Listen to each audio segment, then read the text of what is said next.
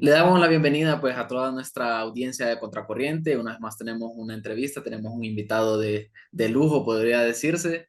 En este momento yo me encuentro con Pedro Molina, él es caricaturista nicaragüense y el pasado 14 de junio pues él recibió el premio Václav Havel de Disidencia Creativa 2023 en Noruega. También ha recibido el reconocimiento a la excelencia del premio Gabo en 2021 y el María Murs Cabot en 2019 y también la excelencia en caricatura de la Sociedad Interamericana de Prensa en 2018. Entonces estamos ante un caricaturista ya ampliamente reconocido. Hmm. Lo primero que quería preguntarte respecto a este premio Václav Havel de Disidencia Creativa es pues darte las felicidades y pues qué significa recibir todos estos reconocimientos. No, gracias. Pues para mí, yo creo que da un poquito de vértigo, ¿no? Cuando se leen así de romplón estos reconocimientos, sobre todo por lo que significan. Cada uno de ellos da un poquito de vértigo, teniendo en cuenta de que cuando yo entré a esto, a los 17 años, ¿verdad? Lo único que yo quería era expresarme de la manera que yo sabía mejor hacerla, o de la que siento que es la mejor manera que tengo de hacerla, que es dibujando, ¿no? No hablando, no cantando, no haciendo discursos, sino dibujando, que es donde me siento, digamos, más cómodo. Entonces, yo no me planteaba, ¿no? En aquellos momentos de que mi carrera se iba a tornar en lo que se ha convertido, ¿no? Eh, me, me parece muy destacable, no porque sea mi persona en concreto, sino porque siendo yo un caricaturista, que se reconozca el papel y la importancia que en efecto la caricatura debe tener dentro del mundo del periodismo, pero también del mundo de las artes. ¿Me explico? Porque si nosotros vemos estos premios que he mencionado ya, algunos vienen del lado del periodismo, otros vienen del lado del arte, otros vienen del lado de la caricatura en sí misma. Entonces, del lado de la caricatura, digamos, propiamente está bien, pues se está premiando lo que es la caricatura en sí misma como, digamos, instrumento de comunicación y de humor y lo que sea. Pero luego también que sea reconocido su papel dentro del mundo del periodismo, ¿verdad? Como una parte esencial de lo que es el periodismo de opinión, de lo que es el periodismo de análisis, de lo que es el periodismo de crítica, ¿verdad? Eso me parece muy rescatable, muy encomiable, y muy de reconocerlo también a la gente que hace la selección para estos premios. Por ejemplo, el premio Gabo, ¿no? Que es un galardón importantísimo de periodismo, propiamente dicho, o el María Moscabo, que es el premio más antiguo de periodismo que existe. Entonces, que sea la caricatura reconocida dentro de esa rama me parece muy importante porque en efecto pertenece ahí. Luego, que también sea reconocida en el mundo del arte, digamos, con este premio que es la disidencia creativa. Entonces, eso también a mí me parece también muy encomiable porque en efecto es también un arte, en efecto es una forma artístico y cultural de expresarse, ¿verdad? Porque las temáticas, por lo menos que yo toco en mi trabajo, aunque la mayoría del tiempo están conectadas a política, porque desgraciadamente en los contextos que todos vivimos en Centroamérica, pero especialmente en mi país, que es una dictadura, no podés hablar de ningún tema sin terminar hablando de política, porque la política lo ha permeado, se ha apoderado de todos los espacios absolutamente, no solo los espacios propiamente políticos, sino los espacios culturales, los espacios sociales y hasta los espacios deportivos. Entonces, cuando uno termina hablando de cualquier cosa, de todo modo, perdón, cuando uno está hablando de cualquier cosa, de cualquier tema, de todos modos termina hablando de política, pero eso no significa que la caricatura no tenga un interés más allá, digamos, de la política dura, sino que siempre se está preguntando acerca de, o reflexionando acerca de nuestro papel en la sociedad, acerca de los humanos mismos, de la esencia de la humanidad, que significa ser humano, al final de cuentas, sobre todo en estos tiempos de inteligencia artificial y un montón de cosas distintas. Entonces, y eso es un espacio para reflexión dentro del arte, ¿verdad? Es expresarnos de esa manera también. Entonces, yo siempre digo de que yo soy como el hijo bastardo entre el periodismo y la pintura, Y la verdad que yo me siento cómodo siendo el hijo bastardo del periodismo y del arte. Me parece que ese es mi lugar, ser la bisagra entre esas dos cosas que me apasionan ambas. Así que muy, digamos, agradecido y por estos premios, pero también muy agradecido porque se reconozca la caricatura en los lugares donde tendría que reconocerse. Sí, exactamente, creo que ese punto es muy importante y en ese sentido tenía otra pregunta, o sea, estamos entre estos contextos centroamericanos con una política, un ambiente político muy complicado ante dictaduras, ataques a la prensa, y en ese sentido quería preguntarte cómo debe contar la caricatura a un país, cómo debe ser una caricatura, no tanto en el estilo artístico, sino qué debe decir, qué debe expresar una caricatura. O por lo menos en tu opinión, ¿qué Bueno, debería? en mi opinión, que como te lo digo, para mí esto es algo que yo comparto con toda la gente que me lee, con todos los nicaragüenses, con gente más allá de Nicaragua incluso, pero en realidad todo empieza siendo, como ya lo decía de un inicio, mi forma de comunicación, o sea, mi forma de expresión. Cuando yo abordo un tema, cuando yo estoy tratando de dar una opinión sobre X, Y, Z temática, política o social o de lo que sea, es algo así como bien personal, porque estoy tratando primero de cuestionarme a mí mismo. ¿Qué es lo que yo pienso sobre este tema? ¿Por qué pienso eso? ¿Verdad? ¿Tengo una opinión clara sobre este asunto? No la tengo. Y si no la tengo, entonces se podría ser el punto de la caricatura. ¿Por qué no hay una opinión clara sobre X o Y tema? Entonces, eso luego lo traslado a la caricatura, busco la metáfora, la forma, digamos, creativa de poder exponer ese punto de vista y lo pongo allá afuera. Lo que pasa después ya viene del otro lado, ¿verdad? Porque yo soy el emisor, la otra mitad la pone al receptor. Y ese receptor toma la caricatura y dice, ve, exactamente esto es lo que yo estaba pensando. Qué barbaridad, ¿cómo hace este tipo para, para adivinar que esto es lo que estaba pensando? Como he dicho otras veces, esto no tiene ningún secreto. Lo que pasa es que sencillamente yo soy un ciudadano más, yo soy un nicaragüense más, yo soy un humano más. Y entonces es muy probable, por no decir absolutamente, digamos, así el 100% del tiempo, que las cosas que te están afectando a vos como lector, a vos como ciudadano, sean las mismas que me afectan a mí, las mismas que me enojan a mí, las mismas que me hacen rabiar y las mismas que me hacen reaccionar. Entonces, ahí lo que hay es una comunión, ¿verdad? De puntos de vista con el lector. Puede ser también que el lector diga, bueno, este tipo está loco, mira lo que está diciendo sobre este tema. Y lo pone en la red y dice, mira lo que dijo este tema. ¿Ustedes qué piensan de lo que dijo este tipo en esta caricatura? Y entonces también hay una discusión, ¿verdad? Que eso es otro papel de la caricatura, fomentar el debate.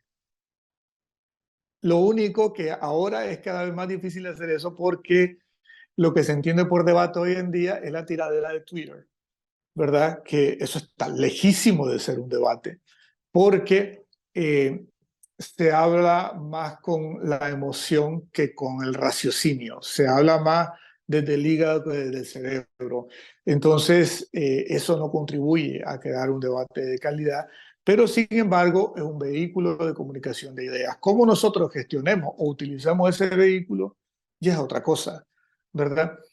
Desgraciadamente la mayoría de la gente no lo usa de la mejor manera, andan chocando uno con otro, siguiendo la metáfora de los vehículos, y en vez de darle raya a ideas o propuestas que podrían ser interesantes. Bueno, pero ese es otro papel de la caricatura, fomentar la discusión.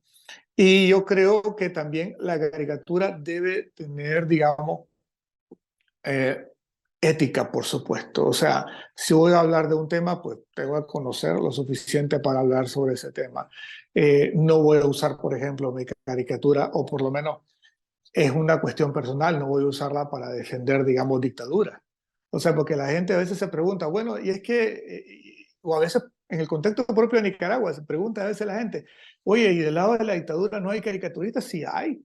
Cuando la caricatura en Nicaragua se dio cuenta de la influencia que tenía el humor, de la influencia que la tenía la caricatura en las redes sociales, ellos reclutaron a alguien para que hiciera caricaturas desde su lado, para defender, según ellos, su verdad y su narrativa. Sin embargo, no ha llegado a ningún lado ni ha prosperado de ninguna forma. ¿Por qué?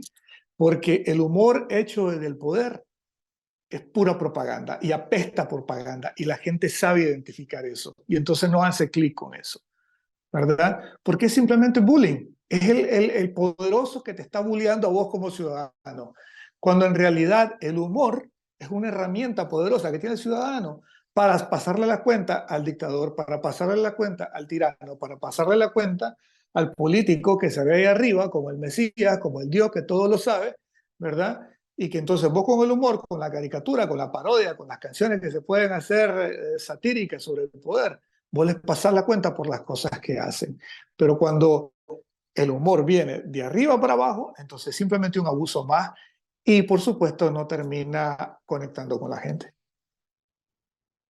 Me parece muy, muy interesante eso, realmente creo que es una opinión interesante, pues, de cómo funcionan las caricaturas o cómo deberían de funcionar o como decía, los malos resultados que pasan cuando viene desde el poder hacia abajo, ¿verdad? La Sí. caricatura intenta replicar. En ese sentido, también, pues, a mí me interesa, me intriga mucho. Con todo, pues lamentablemente todas las personas nicaragüenses que han sido exiliadas de su país, periodistas, en tu caso caricaturistas también, y pues muchas otras personas que han sido exiliadas. Me interesa mucho el lado del periodismo y en tu caso las caricaturas, cómo cuentan un país desde afuera, desde el exilio, porque a veces Ujú. está como dentro del periodismo este asunto de tienen que estar en el lugar de la noticia o en el lugar de los hechos. Sí. Y siempre me parece interesante cómo estos periodistas siguen contando un país desde afuera. En tu caso, ¿cómo lo haces? ¿Cómo lo ves? ¿Cómo te sentís de contar este país desde afuera? Mira, es un tanto, la situación un poco distinta dentro de lo que a mí me toca concretamente, que es la caricatura, ¿verdad? Porque, o sea, nosotros no somos como los reporteros que tenemos que salir a la calle, ¿verdad? Para entrevistar a la gente y para construir la nota. Nosotros construimos nuestro trabajo con los insumos que ya los reporteros han hecho, ¿verdad? Anteriormente ya han construido la historia, ya está la historia publicada, ya está la pieza de análisis perdón, la pieza periodística, la cual nosotros usamos para nuestro análisis y de ahí partimos para hacer nuestro trabajo. Es decir, que no estamos forzosamente, digamos, expuestos a la calle, como decimos en términos periodísticos. Ahora, eso no significa que de repente no toque también. Yo, por ejemplo, en 2018, yo anduve cubriendo como reportero, ¿verdad? Y tomando imágenes y todo eso en las marchas contra la dictadura en mi ciudad, por ejemplo. Entonces, ahí sí ya estaba haciendo yo, digamos, trabajo de calle. Pero la mayor parte del tiempo yo estoy en mi oficina, en mi cuarto, en mi estudio, ¿verdad? Leyendo los medios, tratando de sentir, tratando de apartar el ruido de las redes, ¿verdad? Pero tratando de discernir al mismo tiempo qué está en la mente de la gente, que debería estar en la mente de la gente y no está, por ejemplo, también, y tratar de trabajar con eso, ¿no? Entonces, básicamente yo podría estar, digamos, en cualquier parte del mundo y seguir haciendo el mismo trabajo, ¿no? Ahora, por supuesto que es mucho, vos quisieras hacerlo desde dentro de tu patria, dentro, desde tu ciudad, de tu barrio, desde la gente que conoces. Pero eso no significa que en mi caso particular, una vez más, porque es distinto a la realidad de otros periodistas, en mi caso particular, yo puedo seguir teniendo esa misma comunicación con la gente, nada más que quizá ahora no la tengo al ir a la pulpería, sino que la tengo por mensajería en redes sociales, mensajes privados, etcétera, etcétera, foros, lo que sea. Entonces, pero sí sigo teniendo los mismos insumos. Y como decía al principio, al final soy un ciudadano más. Al final habemos más de 500.000 de nicaragüenses exiliados ahorita, con los que comparto también la realidad del exilio y para quienes también hago mi trabajo. Entonces, con toda esa gente también estamos en la misma situación y estamos, digamos, vibramos de la misma forma, ¿verdad? Porque estamos, digamos, sintiendo lo mismo, estamos sintiendo el desapego, estamos sintiendo la frustración de que el tiempo pasa y no le vemos una solución al dilema que tenemos como país, estamos sintiendo lo difícil que es adaptarse a vivir en un lugar que no es el tuyo, que no es originario de ahí. Entonces, todas esas cosas igual también. como ciudadano, yo mismo también las estoy experimentando y eso, por supuesto, sirve también de insumo para mi trabajo. Sí, realmente, pues, yo creo que muy buena respuesta. Creo que es interesante realmente y creo que el trabajo del periodismo, en tu caso, quizá es enriquecedor, ¿verdad? Como decías, puedes plasmar muchas de las ideas o el sentir de las personas que están en la calle, definitivamente. Eso es una muy buena ayuda. Algo que le consulto siempre a los artistas, no sé, es cuáles son tus referencias en dibujo, en caricatura, cuáles son tus referencias al momento quizás inspiraciones, digamos, ¿verdad? Porque nadie Sí, copia el estilo de nadie, pero siempre hay como algunas referencias y quizás la gente puede buscarlos y conocer más. no, yo creo que en el mundo del arte, al principio yo copias mucho para aprender. Me parece incluso necesario y encomiable que se haga. Ahora, que después te quedes haciéndolo para lucro personal, eso sí es antiético. Pero no, mis influencias son una barbaridad de artistas, pero debo decir que no solamente caricaturistas, que sí lo hay, por supuesto, muchos, sino también pintores, músicos, eh, directores de cine, escritores. O sea, yo trato de chupar un poquito de influencia de cualquier cosa que me rodea, sobre todo, por supuesto, las expresiones del arte. Entonces, hasta se me hace incluso como injusto mencionar nombres porque siempre se me va a quedar alguien que no lo mencioné y como que es vital, ¿verdad? Porque eso siempre pasa. Pero por decirte mi inicio obviamente fueron gente como Kino, creador de Mafalda, ¿verdad? O sea, y te lo digo no solo porque soy de Latinoamérica, sino porque es que Kino, donde sea que vos vayas en el mundo y que alguien conozca de caricatura, sabe lo genial que era Kino. Incluso gente que nunca leyó Mafalda, gente que nunca leyó Mafalda, porque Mafalda se publicaba en español y en italiano, creo, y no sé si algún otro idioma más, pero que era muy limitado. Pero las páginas que hacía Kino, muchas veces incluso sin texto del todo, que hacía una página a la semana, un dominical, son de una belleza y de una profundidad también de análisis tan rico, ¿verdad? Que es imposible que que no te sentes a admirarlo y a querer aprender de él. Entonces, Kino fue muy importante para mí al inicio. Fontana Rosa, que es otro dibujante argentino, pero que además de ser dibujante, Fontana Rosa era escritor. Entonces, los libros de Fontana Rosa, por ejemplo, los cuentos que Fontana Rosa escribió, que son buenísimos, hilarantes y a mí me encantan.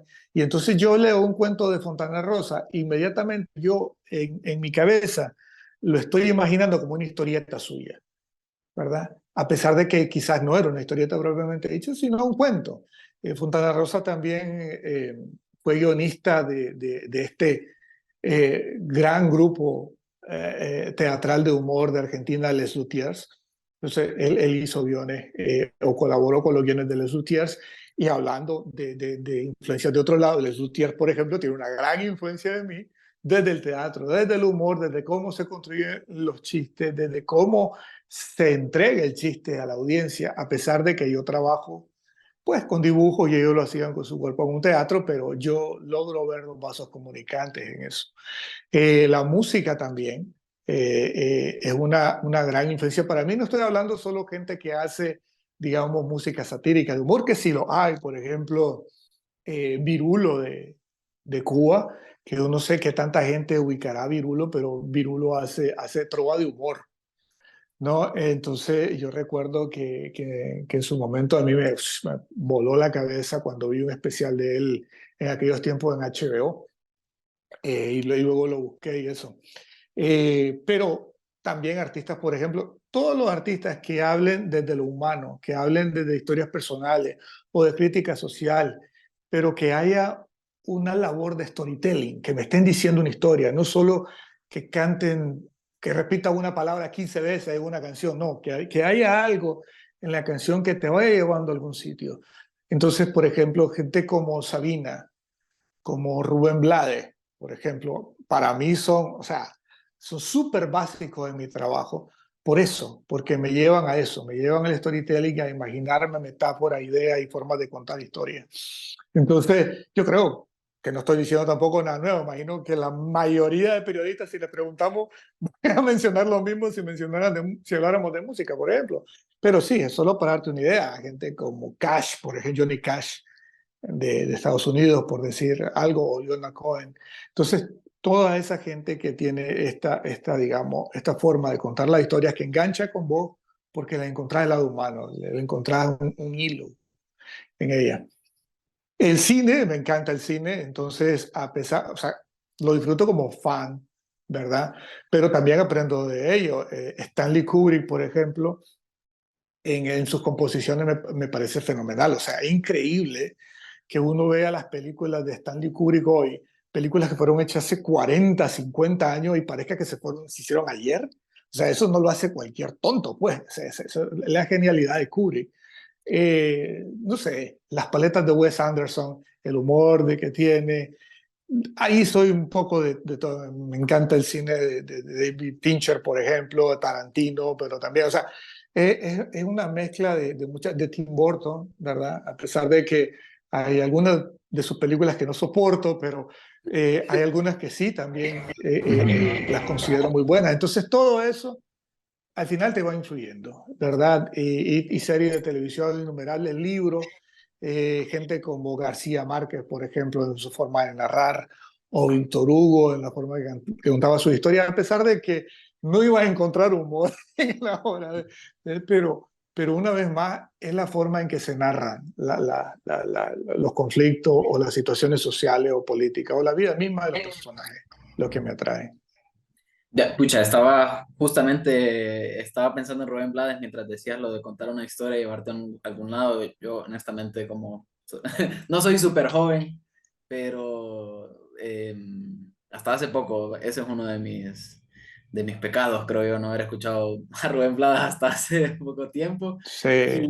Y realmente considero que era una persona que cuenta historias. A mí eso es lo que me fascina realmente de la música de él, que las historias que cuenta, y creo que eso es lo que la fascina a todo el mundo, creo. Y sí, fíjate que por lo menos yo no es que a mí me encante la salsa, Ujú. ¿verdad? Igual, igual. Pero yo Blades, es que Blades no me importa, Blades podría ser tango, podría ser rancheras, podría ser lo que quisiera, ¿verdad? Pero si va a entregarme la historia y la forma que tiene de contar, no me importa Sí. qué background musical tenga. Entonces, a mí me parece eso fenomenal, ¿ya? Y es muy difícil de encontrar y yo creo que se le ha reconocido mucho, se le tendría que reconocer mucho más todavía por el genio que tiene. Bueno, para ir concluyendo, Pedro, quería consultar, esto es complicado también. A veces cuando piden, hacen preguntas de tus favoritos, tus tres favoritos o tu favorito, pero sí quisiera saber qué cosas, bueno, voy a decir qué cosas para no decirte que digas solo una. ¿Qué cosas crees vos que son imprescindibles en una caricatura? Ya en el sentido sí, de todo, o sea, no tiene que ser algo del dibujo, puede ser algo, no Mm. sé, ¿qué cosas no le pueden faltar a una caricatura?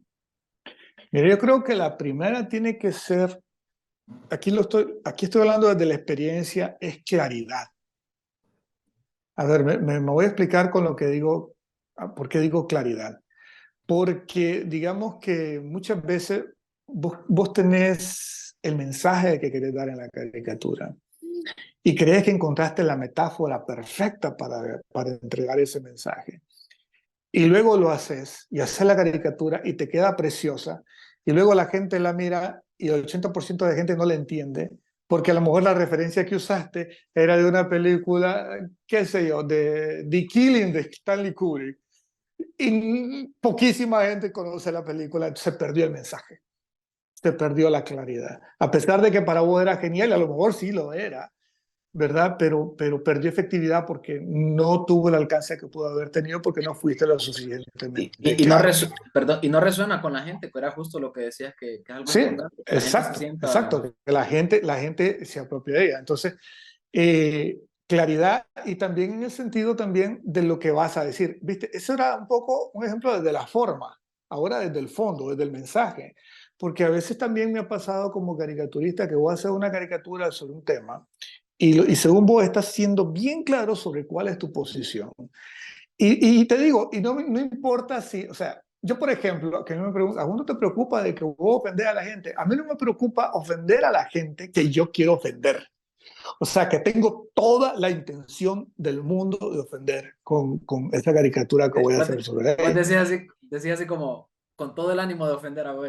Sí, no, o que se ofendan no me importa, pues. Ponerle que te diga, no es que lo haya con el ánimo de ofender, pero si se ofenden, me da Sí, igual, porque igual yo sabía que a lo mejor o sea, si yo hago, por ejemplo, una caricatura de un dictador y el dictador se ofende, a mí eso, ¿me entendés? Pero a veces sucede que vos haces la caricatura, pones tu mensaje, tratas de dar lo mejor de vos mismo, y de repente terminas ofendiendo a alguien a quien vos nunca tuviste la intención de ofender porque la caricatura se malinterpretó, se manipuló o simplemente no fuiste lo suficientemente, digamos, exacto ese día preciso para hacer esa caricatura y hubo algún flanco ahí que dio pie a que alguien la interpretara y terminaron ofendiendo a un grupo de gente, a una persona, lo que sea, a la que nunca tuviste la intención de ofender. Entonces, por eso es que para mí, encima del humor, encima de la calidad gráfica, encima de cualquier otra cosa, para mí es la claridad. Debe hacerlo obviamente con honestidad de lo que vos conocés. Porque la gente también conecta con eso. La gente a veces me dice, ¿con qué crees vos que digamos, algunas de mis caricaturas más populares? Pues, por ejemplo, toda la vida me dicen, o sea, puchica, yo quisiera hacer ese tipo de caricaturas todos los días, para que todos los días fuera, ¿no? Es muy difícil en realidad adivinar con qué va a conectar con la gente, pero sí una cosa sí me he dado cuenta, si te conmueve a vos, si te hace reír a vos mismo, si te hace pensar a vos mismo, va a ser lo mismo con el receptor. ¿Por qué? Porque una vez más somos todos iguales. Entonces, eso sí es una cosa que a mí me parece bien útil este trabajo. O sea, a eso me refiero con honestidad, que estás plasmando las cosas, podés no saberlo todo, pero en ese momento que estás haciendo la caricatura y estás dando esa opinión, le estás dando con toda la honestidad de lo que manejas a ese momento. Y así va a ser recibida con la gente, por la gente también. Entonces, yo diría que eso es lo más importante. sí, esa claridad supongo que es importante también en el sentido, bueno, justo mencionabas a Mafalda, que yo qué sé, alguien podría decir, pero qué sencillo que es, o qué sencillo es el dibujo de Mafalda, no es no es un espectáculo visual de detallismo, realismo, no sé, pero realmente ahí yo creo que residía o reside la brillantez de muchos autores y autoras que con poco, sin decir mucho, o a veces sin decir nada, realmente explican bastante, ¿verdad? O dicen mucho acerca de una Sí, sí. realidad. Sí. Y lo que pasa, sí, también lo que hay que ver, digamos, poniéndose un poquito filosófico en el caso de Mafalda y de todo eso. A veces a uno le dicen, bueno, pero una de las desgracias, digamos, de las cosas buenas y malas que tiene la caricatura diaria de opinión, porque Kino no hacía caricatura diaria de opinión, hacía Mafalda y hacía humor de reflexión dominical, eh, que eso tiene muchísimo más vida en el tiempo. ¿Me explico? La caricatura diaria vos la hacés hoy, tiene vigencia mañana y si tenés suerte, pasado mañana. Y en el contexto de nosotros, vuelve a resurgir 5 años después o 10 años después porque los tipos de los que estabas hablando están todavía jodiendo el mundo. Entonces, por eso es que tienen, digamos, esa vida. Pero es muy difícil, por ejemplo, que una caricatura que tuvo un gran significado el día de hoy lo vaya a tener, una caricatura diaria, lo vaya a tener dentro de, no sé, 6 meses, ¿no?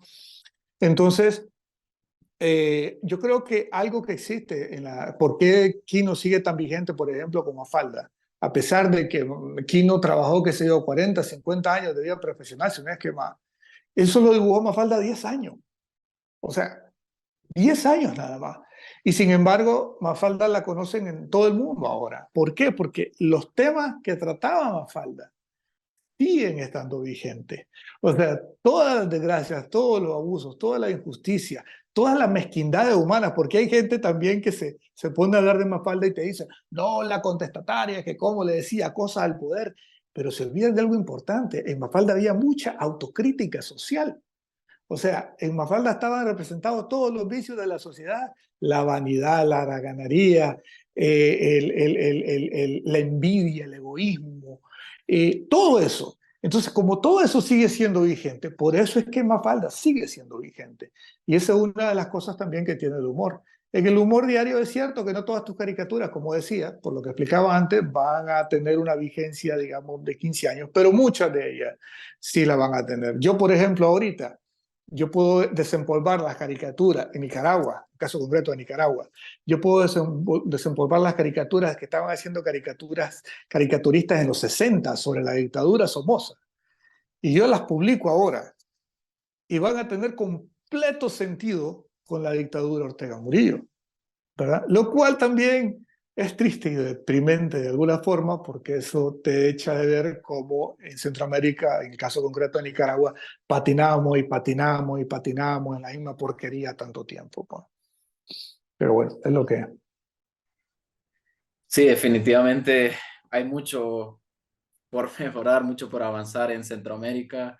El panorama no es esperanzador, pero la verdad que creo que la ciudadanía y la sociedad civil creo que tiene buenas periodistas que todavía pues, y caricaturistas también que siguen contando esta región tan Artistas, problemática. ¿eh? Sí, Yo, que por ejemplo, siguen. si yo hablo mucho de mis colegas periodistas, pero también de mis colegas artistas. O sea, la cantidad de artistas jóvenes y también veteranos que en Sí, Nicaragua, luego de 2018, se han puesto a crear para contarle al mundo con su arte lo que está pasando en Nicaragua, sí. es totalmente rescatable, encomiable y reconocible. Definitivamente son los que siguen sosteniendo pues esta bandera de buscando la democracia en con estos líderes autoritarios, ¿verdad? Bueno, creo que se nos acaba el tiempo, realmente estuvimos un buen rato charlando aquí junto a Pedro, les mencionaba a la audiencia de Contracorriente, pues, y de Contracultura también, es el premio Václav Havel de Disidencia Creativa y pudimos tenerlo aquí para charlar en Contracultura, de Contracorriente.